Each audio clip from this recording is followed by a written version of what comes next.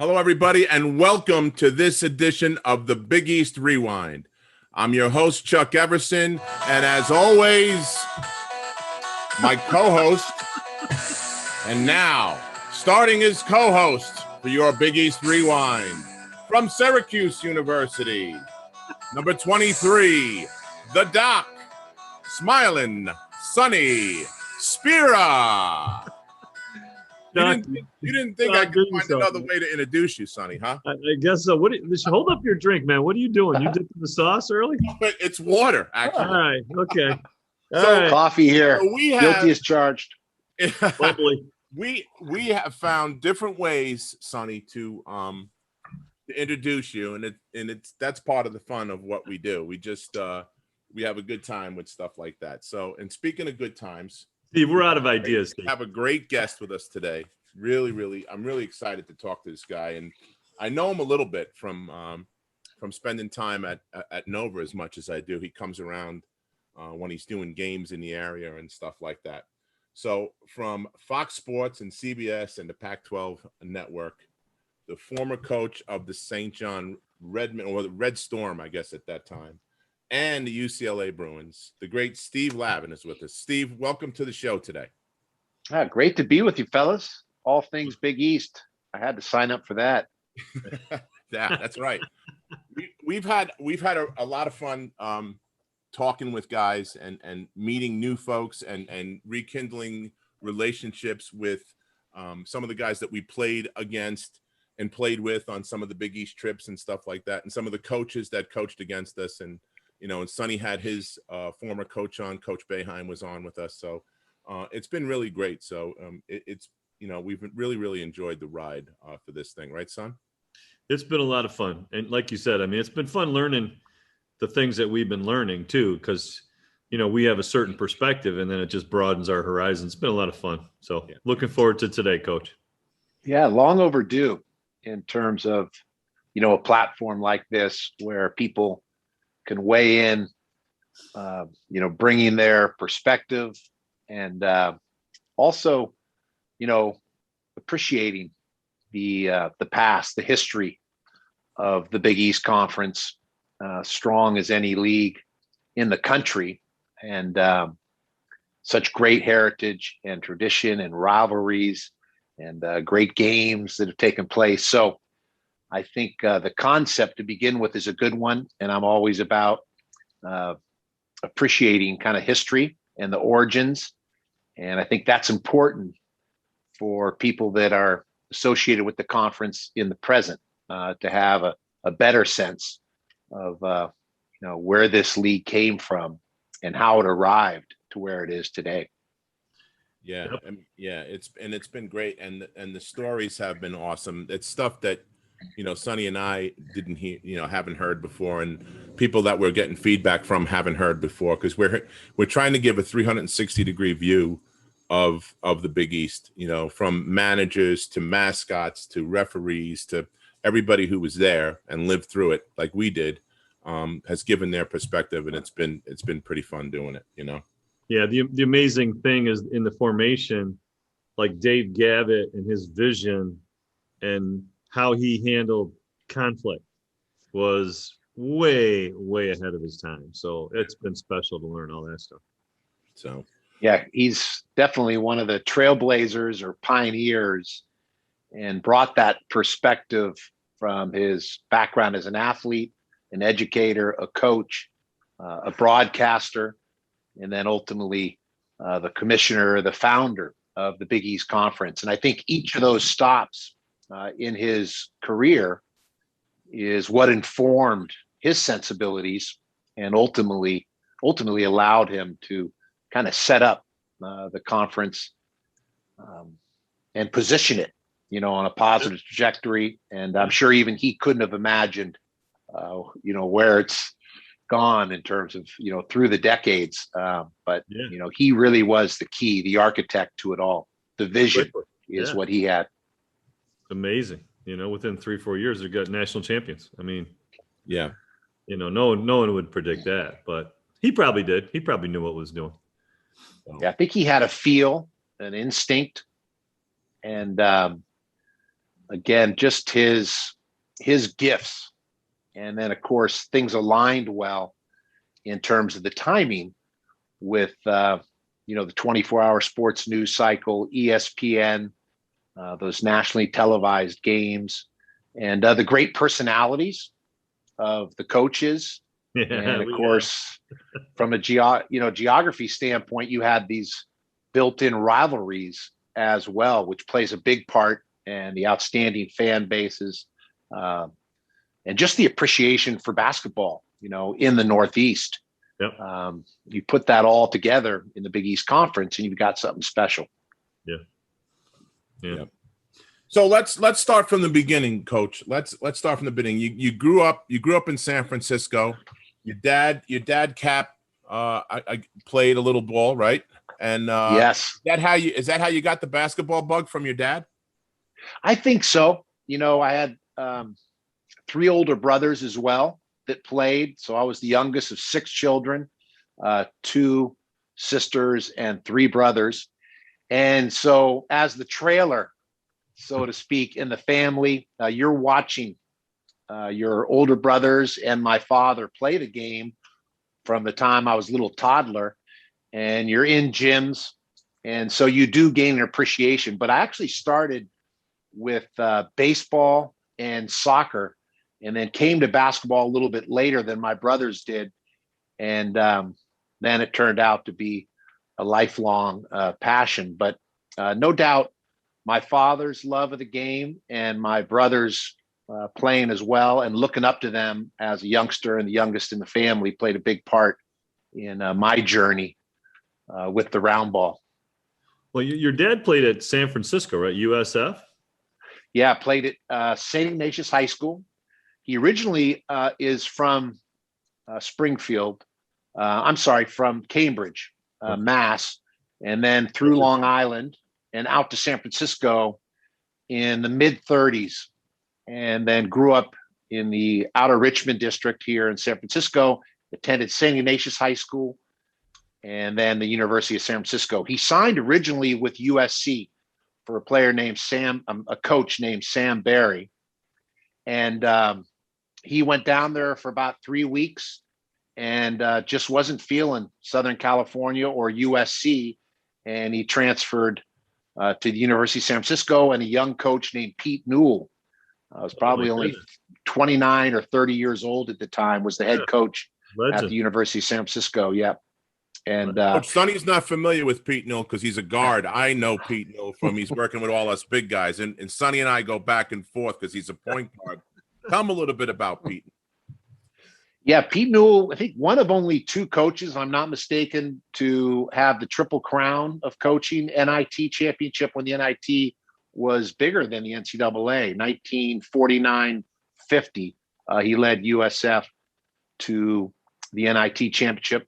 And then he went to Michigan State and actually played a big part in, kind of developing a certain mindset towards defense in the Big Ten Conference. Didn't have the degree of success he had at San Francisco or later at Cal Berkeley in terms of winning, but he still had a big influence on basketball in the Midwest and the Big Ten Conference. And then he came out to Cal Berkeley and had a terrific run with the Cal Bears, winning the championship in 1959, going back to the Final Four in 1960. And then he wins the gold medal in Rome in 1960 and retires kind of at the top of his game. And he also worked in NBA front offices, general manager of the Lakers, the Golden State Warriors, the team that became the Los Angeles Clippers. They were in San Diego at that point. And as you mentioned, the big man camp, and an ambassador for the game around the world, really was pivotal in developing kind of the interest and elevating the teaching in Japan, working with the Japanese Basketball Association as well. And just a great mentor to, guys like Bobby Knight, Mike Krzyzewski, influenced their thinking and coaching as well. And was fortunate to learn from him because he was family. And Phil Wolpert as well. My dad had played for Phil Wolpert at St. Ignatius High School. And when Newell left USF to Michigan State, Phil Wolpert came up from St. Ignatius. And of course, they win a couple championships with Casey Jones and Bill Russell. And I think they won 60 straight games under Wolpert, which was the longest streak before Wooden's 88. Of course, Gino took it to another level on the women's side in terms of a winning streak. But so Pete Newell, right up there in my book, top 5 coaches in the history of basketball in terms of innovator and his influence on the game. Coach, talk about your path now. What your high school? Were you at the same as St. Ignatius, or where did you start? So I started actually at Sir Francis Drake High School. Okay. And just recently was renamed Archie Williams High School, who was actually a math teacher at Drake and a computer science teacher at Sir Francis Drake High School. I was fortunate to have him as my teacher. And he was an Olympic athlete, 1932, I believe it was Berlin Olympics. Oh, wow. And if I'm not mistaken, attended Cal Berkeley, was in the service as well as a pilot. So anyway, Drake High School is now Archie Williams High School as of a couple months ago. But I played for an outstanding coach named Pete Hayward. I was a very average, Division II small college prospect, and but was on a team that was lights out, back-to-back state championships and 56 straight wins. And our coach, Pete Hayward, was outstanding offensive coach in terms of feel for the game. And as the decades have gone by, really respect his teaching and coaching even more than I did while I was there. And I had great respect for him at the time. He was a mentor of mine. And one of the key elements that kind of led to me coaching was working his summer basketball camps, coaching the little scramblers, the little shavers, the 10, 11, 12, 13-year-olds. And it was kind of ingenious. Coach Hayward at Sir Francis Drake could have all of his players work his camps. Number one, we were in the gym, which is a good place to be, out of trouble and, under his supervision. But also he knew if we coached young people, it would give us a better appreciation for how challenging it is to coach. And so right away, our respect for Coach Hayward went up because we had to try and organize these little shavers, like trying to herd cats, to hold them captive and to be able to instruct and teach in a manner that allowed you to try and, have success on the court. And so we came back, each fall with a greater appreciation for teaching and coaching and Coach Hayward. And I thought that was kind of ingenious. This goes back to the late 70s, early 80s when I was at Sir Francis Drake High School. But those teams, I think we had 4 or 5 Division I players. Steve Kenilworth played at Santa Clara. Dan Hunt played at Portland. Chris Fulton was Portland, transferred to Utah. Doug DeVore played at Sam Houston State. I was at San Francisco State, then Chapman. One of my other teammates, Jimmy Saya, was at San Luis Obispo, and then we finished up at Chapman together. So I think there were 7 or 8, college basketball players on that team, and the success definitely, again, played a part along with Coach Hayward and in me having a greater interest in pursuing the coaching career. And after college, I ended up, thankfully, on Coach Katie's staff in the Big Ten. And that was 33 years ago. So here we are today. I wanted to ask you about Coach Katie because I know he had a real strong influence on your career. And so I was going to ask you what were the steps leading up to it. But let's just talk about your time at Purdue and talk a little bit about Coach Katie and what he means to you and what he has meant to you in your career. Yeah, well, he, opens the door in 1988. And everything from that point forward, is a result of that initial opportunity that Coach Katie gave me to join his staff, to be at Purdue, a legendary school. It led to meeting Coach Wooden, which plays a part in me ultimately being at UCLA and then eventually becoming the head coach of the Bruins. And back to origins and kind of reverse engineering, aspects of life. And for me, there's no doubt the fact that writing letters to Coach Katie and the fact he responded and becoming pen pals with him, just asking for advice, books I should read, the steps I should take if I someday wanted to walk in the shoes of Coach Katie to be a head coach at the highest level, which was my goal beginning in college. And so Coach Katie helped me realize my dream, and just an outstanding mentor, in terms of all the important, ingredients that go into building a program. And from, offense to defense to motivation to player development to game preparation for opponents. The foundation was really put in place. And not to mention the virtues and the values and just what I call the fundamentals of life, or the ABCs or 1, 2, 3s or meat potatoes of life, the ones that transcend sport. And Coach Katie has a gift for instilling those, traits in his assistant coaches and in his players, and building winning teams, molding successful teams and people.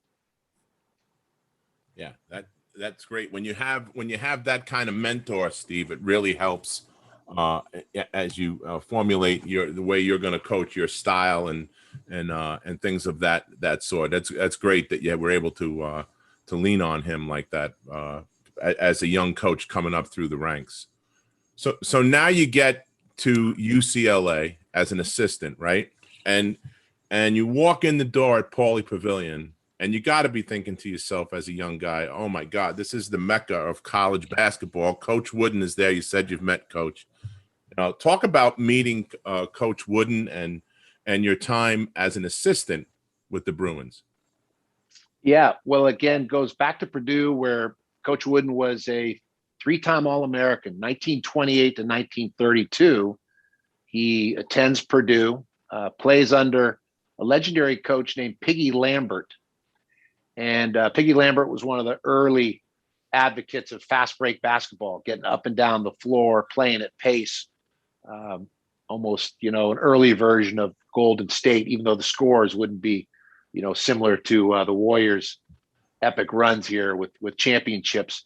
But, they didn't put the ball in the basket as often, but they did get up and down the floor and really emphasize conditioning and fundamentals. And so when Coach Wooden would come back to Purdue to be honored, whether it was at a basketball reunion or to speak at, various schools within Purdue's campus, I had the responsibility of making sure he got from point A to point B, getting it from the airport to the hotels to his speaking engagements or to the events where he was going to, be honored. And then the commonality, interestingly enough, my father was an English teacher, a wordsmith. He was, English literature, philosophy, and poetry, and he wrote over 17 books, maybe 20 books total on writing and composition. And so Coach Wooden, being an English teacher as well, there were a lot of these common threads from Big Ten, Indiana basketball to, the subject of English and poetry. So just fortunate that I had the relationship with him prior to coming to UCLA, because along with obviously Coach Herrick, who hired me, and getting to know him through the World University Games, because Tracy Murray, one of the players, at UCLA under Jim Herrick, was on Gene Katie's World University Games team. So a lot of this, probably like your show, that 6 degrees of separation, when anyone kind of looks at the arc of their career and goes back, there's these serendipity, elements that come into play in terms of people you meet and people that take an interest in you or extend an olive branch or open a door and give you an opportunity or give you your first break. And I was fortunate, throughout the career to have a lot of older people that have life experience and wisdom that took an interest and took the time and were willing to provide some encouragement along the way. So the 12 years at UCLA were full of the pinch me in my dreamy moments, no doubt. First time walking to Pauley and looking up at that time at the 10 national championship banners, spending time with Coach Wooden at his apartment in Encino was, something I'll always treasure. And the national championship season in '95, Coach Herrick's kind of pinnacle moment of his career, and all the things that ensued, after winning that championship that were special, including becoming a head coach and stops in TV at St. John's and back in TV and here on the show with you guys today, this podcast, all things Big East. Yeah, I mean, you had quite the run there. You had a little bit of everything mixed into your 12 years there, right? You've gone through just about all the stuff you can go through as a team, and a pretty good run. Yeah, it's interesting. I started as a volunteer assistant, so that's a low man on the totem pole, right? And then I moved up to the third assistant, and then I was the second assistant, then I was the first assistant. Then I was the interim coach in 96, 97. They lift the interim tag in February. We're in first place in the Pac-10 at that time. I think we just come off a sweep of someone, and they lifted the interim tag. And then I was the permanent coach for a total of 7 years. And then I was the fired coach. So there are 7 positions in 12 years from the bottom up, bottom to the top to the choppy block. And really unique to have that type of experience at a school like UCLA, a blue blood, pretty much unprecedented. Yeah. And it really helps when you have to pay your dues, earn your stripes, and come up and participate, in all those different roles: volunteer, third assistant, second assistant, first assistant, recruiting coordinator, even the interim coach, because you're drawing on those and they inform your sensibilities, and you have a better feel for what your assistant coaches are going through, what they need to do. And I think it's difficult for coaches that come from outside, even though there's times where that's the best path to go. But it takes a coach a couple years, if he's not, from that culture, from that environment, not familiar with that environment, to come up to speed with the program, with the expectations, with the players on that landscape. And each program is so unique. And so for me, the advantage of having been there as an assistant first before taking over was helpful. And I think really kind of instrumental in being able to survive, because at UCLA, that, you're hired to be fired, and you give thanks. And you do your best, but eventually someone's taking your place. I think there's been 4 coaches since I was showing the door. I think 4 more have been showing the door, and the beat goes on. Nick Cronin's going to have an excellent team. He's a Big East guy as well, with his time at Cincinnati, and took UCLA to a Final Four and has got in position for a national title this year, barring injuries or some catastrophe. They look to be, on a trajectory to win a championship. And that's what you have to do at UCLA to keep your job, and if you don't, then it's a matter of time till you're out. But really grateful for the 12 years there. And it's what set me up for the run in television. Now, you had 7 years away from coaching before you got your next spot at St. John's. What made you decide to get back into the coaching game? Well, for starters, I was enjoying the broadcast. And that's why I stayed in it as long as I did. And I was learning, a new craft, a new vocation. And that, was intoxicating and stimulating, not only learning a second, vocation or career in sports television, but also it gave me access, like an extended sabbatical, traveling the country, coast to coast, watching the very best prepare their teams to compete, attending the practices the night before a game and practicing the shoot-arounds the day of a game, getting in the office, watching some game film with the staff, seeing how they were working in a cohesive manner as a coaching staff, how head coaches were delegating to their assistants, just even the latest on, infrastructure things like the facilities and state-of-the-art locker rooms. And so it helped in terms of increasing my basketball acumen on all fronts. So when I returned, you're bringing that knowledge and know-how with you. But I had a great mentor in TV in Brent Musburger. So 5 years learning from a master, back to people with life experience and wisdom. That has been a consistent theme. My parents claim that, even in grammar school, that I was constantly leaving class and hanging out with the custodians and the janitors, or they find me a couple blocks or even miles away from campus with some of the street cleaners in the town I grew up in. So I had a penchant for gravitating towards older people and always got along with people that were much older than me. But I think it's because I've figured out if you listen and learn, ask the right questions, and you're open, be a sponge, that's really one of the keys if you want to achieve anything in life. So I was in no rush to go back. North Carolina State in 2006 offered me the position. Lee Fowler was the athletic director at the time, and was very close to taking that position. ACC, great tradition, checked all the boxes. But because I was enjoying broadcasting and I was only in my second or third year at that time with Brent, I ultimately ended up staying. But when St. John's came along in 2010, it just was the right fit. It felt right. And I sprinted across the finish line to embrace the Johnnies. One thing I got to ask you about, which is fascinating, that's very relative today, is one of your players, Ed O'Bannon, was in charge, right, of that lawsuit or that court case, which is what we have today, finally, is the name, image, and likeness situation. And, I mean, did you have any idea that was going that way? I mean, it's kind of a very broad, vague question, but I mean, pretty historic change for what we're going to see in the next few years.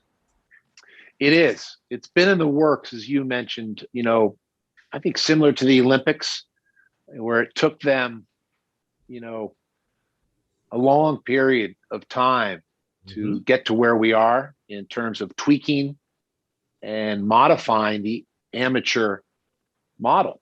And so the NCAA, is now, because of the Ed O'Bannon case, among other factors, but we're just at a place now where we've, had to evolve. And really, if you look through, the history of time, if there's not evolution, eventually there's a revolution. And I'm not comparing this revolution with the NCAA to, more important revolutions through our time. I'm not putting it up there with civil rights, but it is important. And, I'm glad that the right people are at the table and that change is happening. Obviously long overdue, and no need to rehash or point fingers. The most important thing is the present, which is, now student athletes will have an opportunity while they're in school to be able to generate some revenue and be able to share in the riches, so to speak. Got to ask you, Coach, because now you've gone from the Big Ten, which is, typically was the big bruising conference. You go to the Pac-10, which was not thought of as the same physical play. More of a finesse conference, right? Right, little finesse. And now you're back to the Big East, the more mature Big East. And our Big East time was a little bit more physical. But talk about the different types and styles of play that you had to learn, teach, adapt, recruit for. Talk a little bit about that.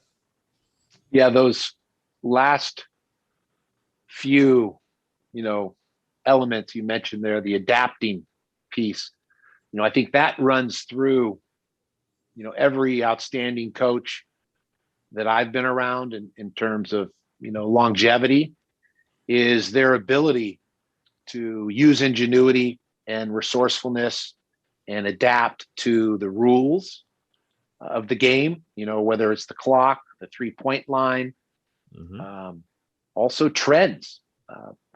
There were times where the dribble was kind of frowned upon, and it was about, motion and passing game, screening and moving the ball, less about isolations or exploiting matchups or pick and roll, pick and pop. Also, the European influence of the bigs that step away and knock down threes, right? It's changed the game in terms of spacing, in terms of matchups. Then you've also got the small ball influence, teams that are attacking that 3-point line. And, Rick Pitino, Providence in 87 was probably the first, in our country to really take advantage and understood the math. We didn't call it analytics back then, but just the basic math that, hey, shooting threes at this percentage, is better than shooting twos at this percentage. And so really interesting how each conference, has their own style and also, decade to decade, how the game is always evolving in terms of trends and people adapting or adjusting to the rules or to styles of play, and including, big men that can bring the ball up the floor. It used to be unusual, right? Elgin Baylor, Oscar Robertson, no doubt that Magic, was kind of a transformative talent. And now it's more common, to see the Draymond Greens, to see the bigs, Giannis bring the ball up the floor with the Bucks. But there was a time where that was, frowned upon, or to have 7-footers launching rockets from behind the 3-point line. The thinking was get the 7-footer under the basket. But now people are inverting, stepping bigs, posting up guards, creating the spacing with the bigs, stretching opposing teams' bigs on the floor, which then allows for greater dribble penetration and not having a goalie at the rim to protect. And so, all three leagues were elite. My time in the Pac-12, those 12 years, Arizona won it in 97, UCLA in 95, Mike Montgomery at Stanford in 98, went to the Elite Eight. We had really strong, formidable teams. And I'm glad to see the Pac-12 this past year perform so well in the NCAA tournament. I think it surprised some people in terms of how strong the Pac-12 performed this past season. The Big Ten, bruising, physical, knockdown, drag out, and very similar to the Big East Conference in terms of tough-minded, coaches and programs and tremendous rivalries and great fan bases. So, I think the Big Ten and the Big East are very similar to one another. And there's no doubt that the Pac-10, has been as strong as any conference. They've gone through a tough stretch here this past, decade. But they appear to be rounding into better form based off last year and what's returning this year. And so really fortunate to work in those three conferences as both an assistant and as a head coach in two of those three. So to dovetail on Sonny's question, Coach, what about the kids themselves? I mean, at UCLA, you're recruiting West Coast type kids, you're recruiting East Coast type kids for St. John's. What were some of the differences, or were there any differences between the West Coast style of play and those types of kids and their backgrounds versus the East Coast style of play and those types of kids and their backgrounds, where they come from? Yeah, I'd say that because of the way we recruited, our staff's view was we wanted to keep the best players at home, our share of the best prospects in our backyard at home, like a Maurice Harkless, right, who was in our backyard. But also, when you've got a brand like St. John's or UCLA, you can go overseas. We had George Zidek from the Czech Republic. At St. John's, we had, Orlando Sanchez from the Dominican Republic. Chris Obekpo was from Nigeria. Phil Green was from south side of Chicago. D'Angelo Harrison was from Houston. And so Don Pointer was from Michigan. Jakar Sampson was from Ohio. So, when I was at UCLA, Earl Watson and Jerron Rush were from Kansas City.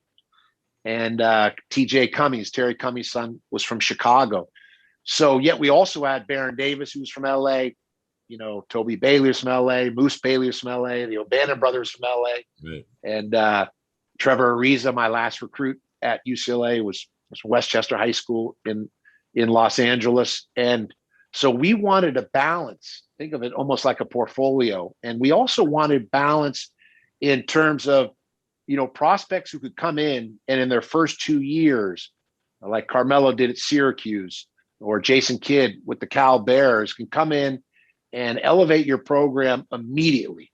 But then we wanted the players going to be there 4 years, like Phil Green, D'Angelo Harris, and Don Pointer. They were all 4-year players. And when they came in as freshmen, we were starting over at St. John's, basically like an expansion team, the Tampa Bay Devil Rays. I mean, we had 0 players returning. Actually, we had one, Malik Stiff, but he transferred at Christmas. So we didn't have one player with a minute of Division I experience in my second year at St. John's because of the imbalance in the roster. We had 12 seniors our first year, but for some unusual reason, they're all gone the second year. And that'll probably never happen. I don't think it's ever happened in the power conferences. It's kind of an anomaly, mathematically impossible. I don't think it will ever happen again.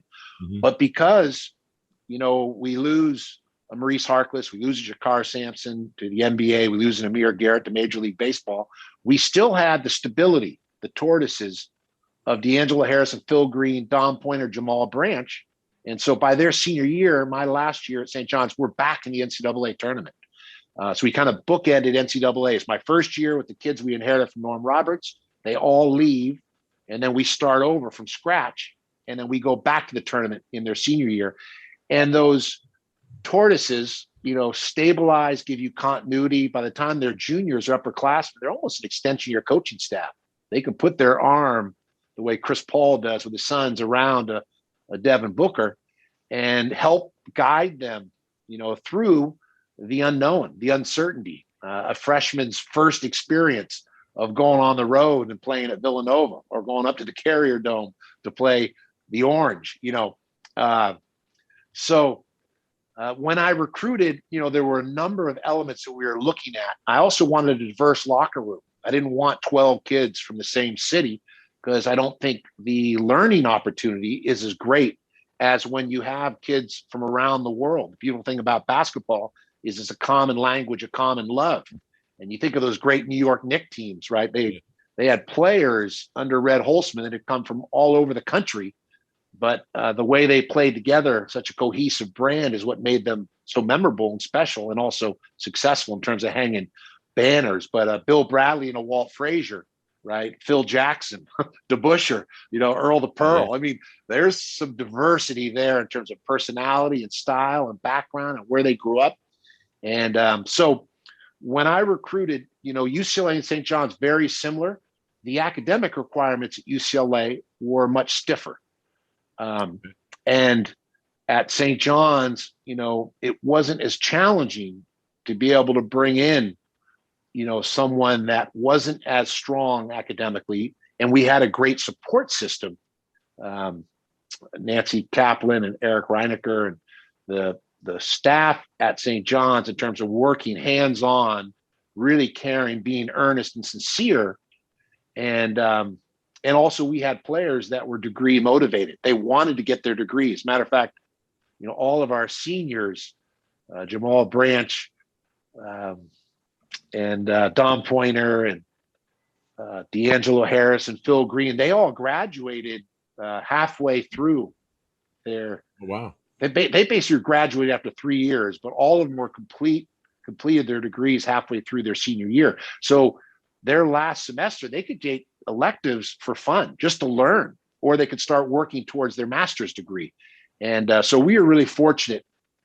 We had kids from good families, from tough backgrounds. I mean, Phil Green, Don Pointer, D'Angelo Harrison, they grew up in some tough areas. And and the group I inherited from Norm Roberts also were some tough customers. And so I think Sidney Greenstreet might have used that tough customers line in Casablanca. If I go, I'll have to check that tonight, but put Daryl on that. Yeah, Daryl will pick that one up in a minute. Yeah. That's for sure. So you have a pretty good year. You inherit a decent team from Norm Roberts, and you have a pretty good first year. And then you get hit with some devastating news, and they dropped the C word on you, Coach. I can't even imagine what that was like, but I will say this to you as a New York guy, and having been here on Long Island and watched you while you were with St. John's, and I never got to tell you this through all the times that I've seen you.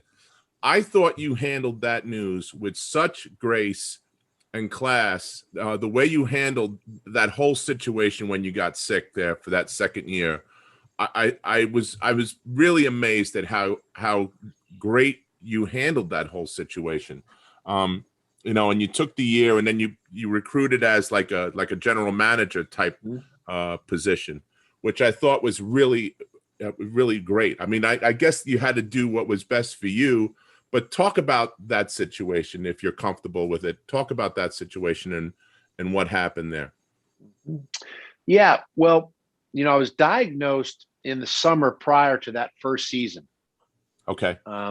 But I didn't share it with anyone but my family for a number of reasons. But, primarily, I wasn't ready to share it with anyone but my family because I was still processing the news of finding out that you have a cancer diagnosis.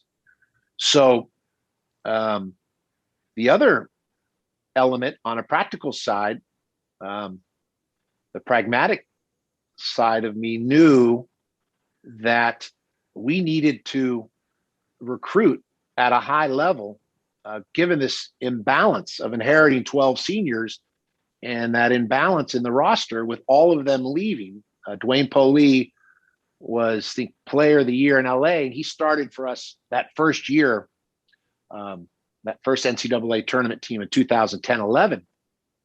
But then he transfers to San Diego State, right, which wouldn't have been as devastating if we didn't have 12 seniors. Because one of the reasons I started in that year was to get his feet wet and have one player coming back that had a feel for the level of competition in the Big East, and thought we could kind of make him our leader and then recruit behind him, but at least have one face of the program that was returning. And what's the old phrase? I plan, or, we plan and God laughs. And so that's where you have to be resourceful, use ingenuity. And we were fortunate to bring in the number 3 rated class in the country. I think maybe Duke and Kentucky were 1 and 2, and we were 3. And that's the class that has Amir Garrett, God's Gift, Phil Green, D'Angelo Harrison, Dominic Pointer. And while we lost those 3, again, we had that nucleus to carry us forward. So I knew if I go public with my cancer diagnosis, that could be a distraction to what our task was and what the goals were for this senior class in terms of sending them out as they deserve with a successful season and an NCAA tournament appearance. And I didn't want anything to distract us from our objectives and goals. And then also on the recruiting front, I didn't want that to become something that, competition and opposing coaches could use against me, saying, oh, Lav's got to go back to TV, or he's not going to be able to make it. He's got the big C. And so, but with the successful season we had, interestingly, that number 3 class we signed was in November. It was before we played a single game in 10-11 with our Redeem team that ends up kind of going, on a great run to finish the season before DJ Kennedy gets hurt against Syracuse in the Big East tournament. It's a group that, based on my perspective of having teams, that went to the Elite 8, Sweet 16s, it was a second round team. VCU that year made the Final Four, and I would have put us on par with, a program like that, because we did win, I think 10 of 11 or 11 of 12 before DJ Kennedy's injury. And that was in the Big East Conference that sent a record-setting 11 teams, so probably never happen again, to the NCAA tournament. And UConn was 9-9, and they ended up winning the national title and cutting down the nets with Kemba Walker and company.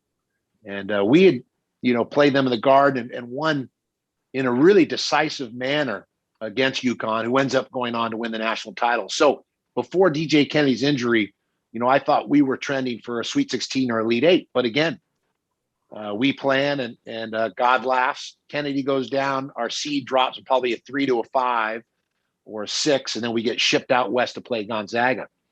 After we lose to Gonzaga in the NCAA tournament, then I called the president, athletic director, and we came up with the game plan for releasing the news. But we had that top class, signed.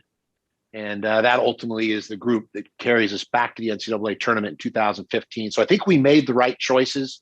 And the combination of both, I wasn't ready. I hadn't processed the cancer diagnosis myself. I didn't want our players, the seniors, to be distracted in any way by the diagnosis. And on a pragmatic side, I wanted to sign that top class we were in position to get to enable the program to continue forward, because it would have been disastrous if we don't sign a top class. Then we're going to be right where we were the previous decade, because we hadn't been to an NCAA tournament in 10 years. And our goal was to keep us NCAAs or NITs on the bubble, always vying for NCAA tournaments. And we thankfully were able to do that.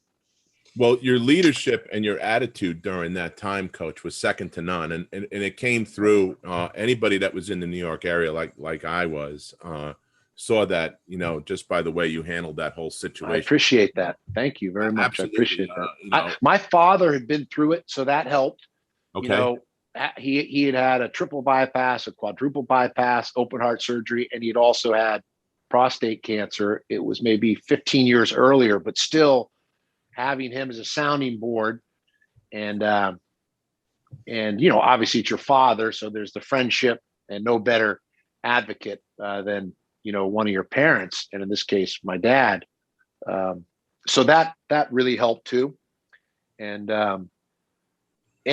cancer informs, even though it's a dreadful disease and we want to eradicate it, it does inform a different perspective, back to that kind of sensibilities. And that's one of the interesting elements, as you can appreciate, right? As we get older, you're seeing the world, in a different light. You're looking at things through a different lens.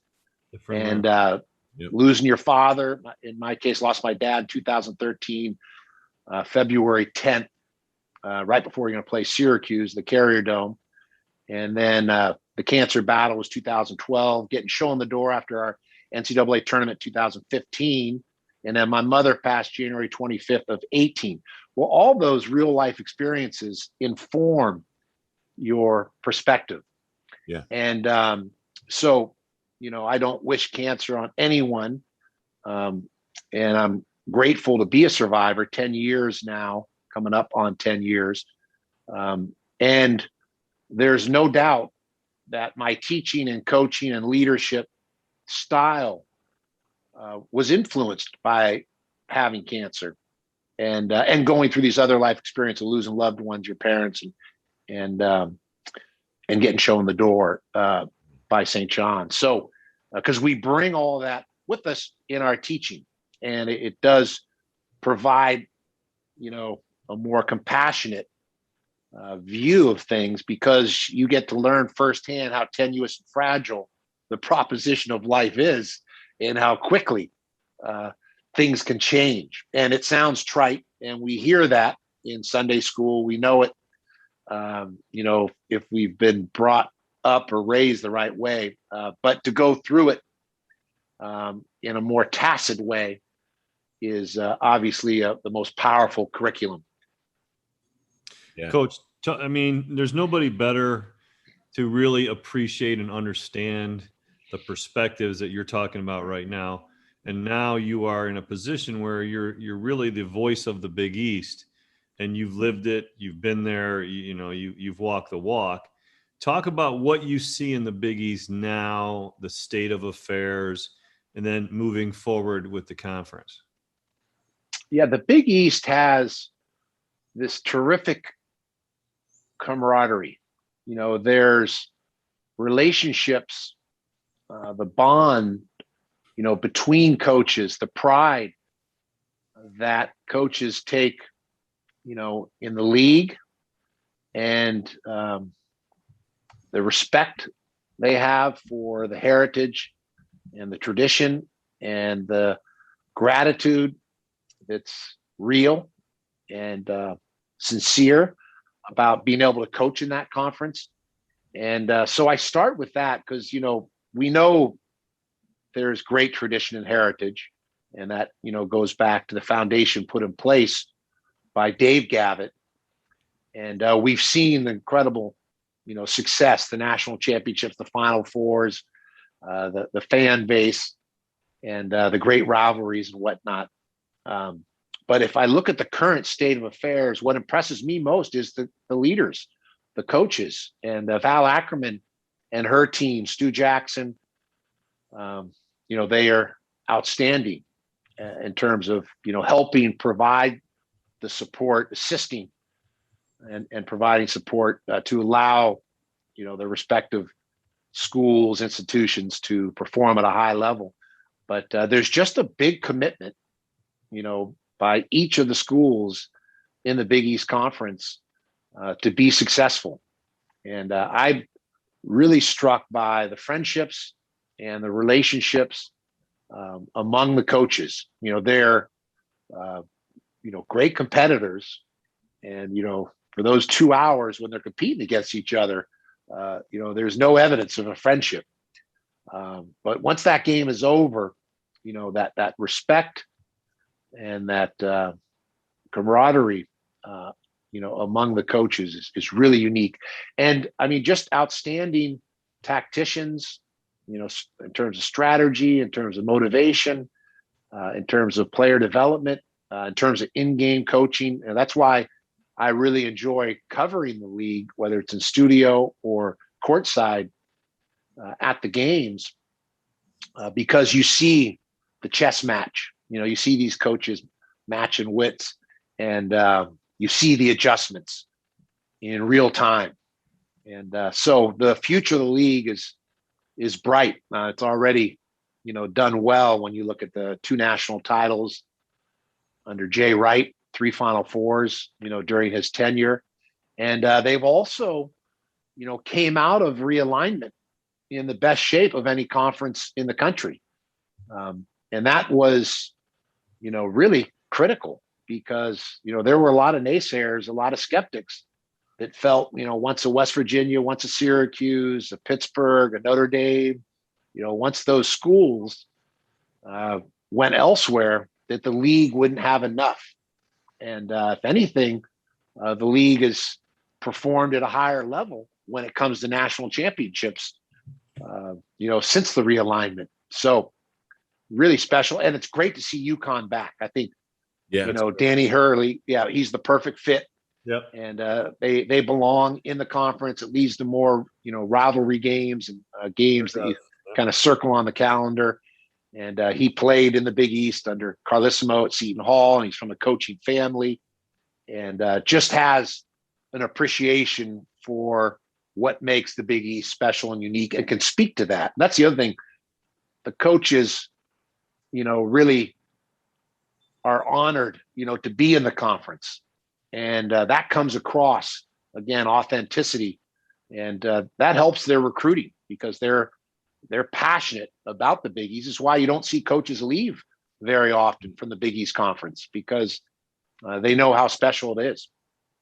It's funny that you said that about the bonding and all that stuff. And Sonny and I have found through this experience of the Big East Rewind that that's exactly what we've come across with all these guys, former players and coaches.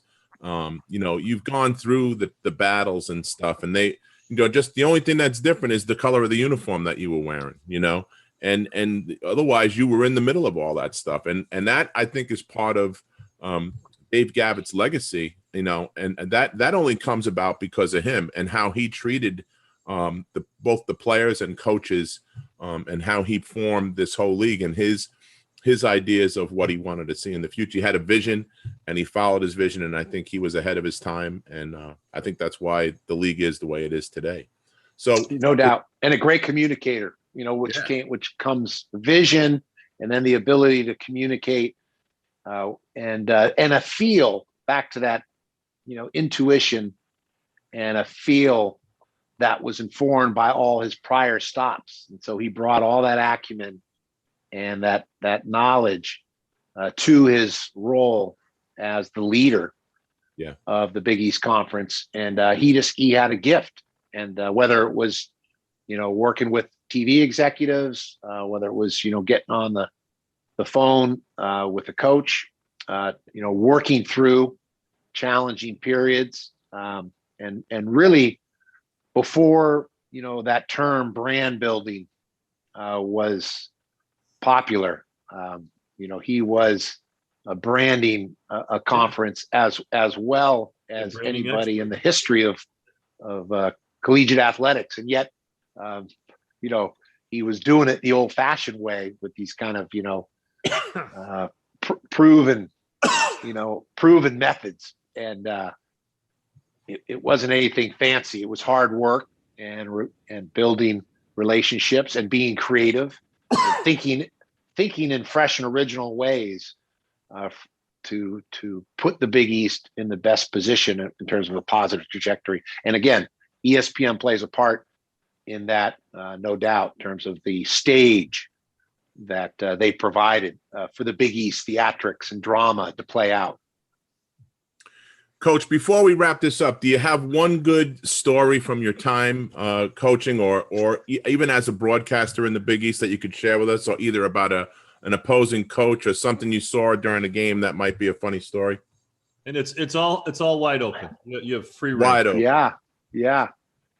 It's interesting. I'm sure there would be a number of stories, that'll percolate, over the next 48 hours, but yep.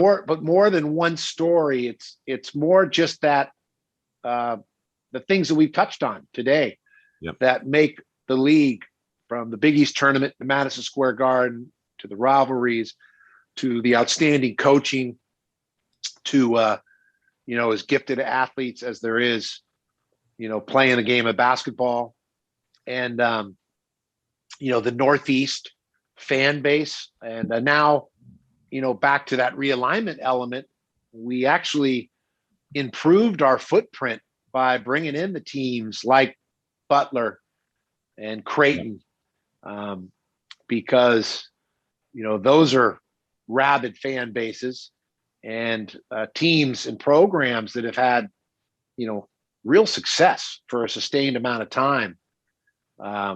So yeah, there are lots of stories, but in terms of pulling one right now, it'll probably be down the line. But it's just to cover the league, now 6 years, to have coached in the league for 5. It's I guess going on 12 years of an association with the league that's as good as it gets. And it's people say which one's better. It's cyclical. And I like to say, hey, the Big East, is as good as any and better than most. It's like when people start breaking down, great actors. Is it De Niro, Duvall, Laurence Olivier, Robert Mitchum, Al Pacino, Denzel.